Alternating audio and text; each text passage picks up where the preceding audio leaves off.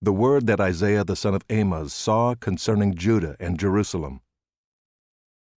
It shall come to pass in the latter days that the mountain of the house of the Lord shall be established as the highest of the mountains, and shall be lifted up above the hills. And all the nations shall flow to it, and many peoples shall come and say, Come, let us go up to the mountain of the Lord, to the house of the God of Jacob, that he may teach us his ways, and that we may walk in his paths. For out of Zion shall go forth the law, and the word of the Lord from Jerusalem. He shall judge between the nations, and shall decide disputes for many peoples. And they shall beat their swords into plowshares, and their spears into pruning hooks.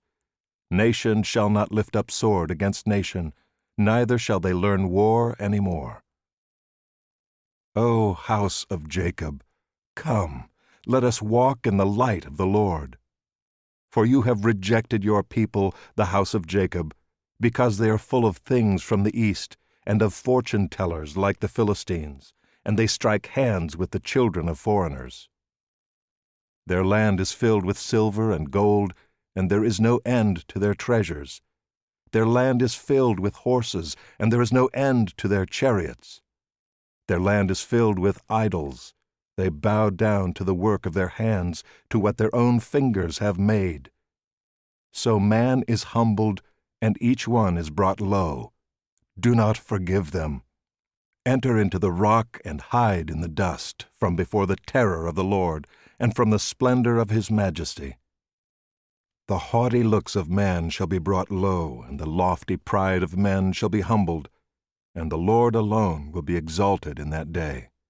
For the Lord of hosts has a day against all that is proud and lofty, against all that is lifted up, and it shall be brought low, against all the cedars of Lebanon, lofty and lifted up, and against all the oaks of Bashan, against all the lofty mountains, and against all the uplifted hills, against every high tower, and against every fortified wall, against all the ships of Tarshish, and against all the beautiful craft.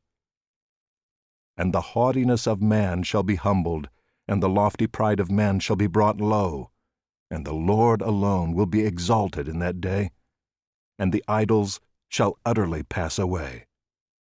And people shall enter the caves of the rocks and the holes of the ground from before the terror of the Lord, and from the splendor of his majesty, when he rises to terrify the earth. In that day mankind will cast away their idols of silver and their idols of gold, which they made for themselves to worship, to the moles and to the bats, to enter the caverns of the rocks and the clefts of the cliffs, from before the terror of the Lord, and from the splendor of his majesty, when he rises to terrify the earth. Stop regarding man, in whose nostrils is breath, for of what account is he?